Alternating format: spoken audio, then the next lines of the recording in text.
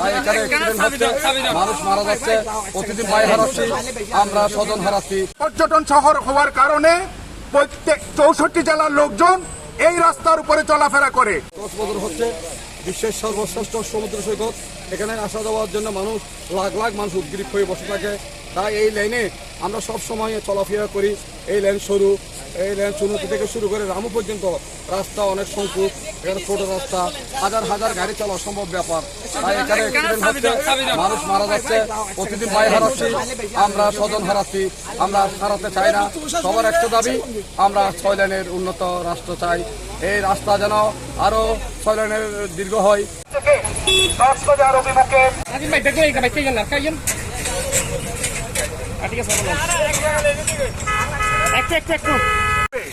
ছয় লাইনে উন্নতিকরণ করা হয়। আমরা এটা আমাদের লাশের পক্ষ থেকে না, এটা এই দেশবাসী, প্রিয় দেশবাসী, আমি এখন যে জায়গায় উপস্থিত আছি, এখানে আমরা 11 জন নিহত হয়েছিলাম। এটা প্রতীকী অর্থে যে আমাদের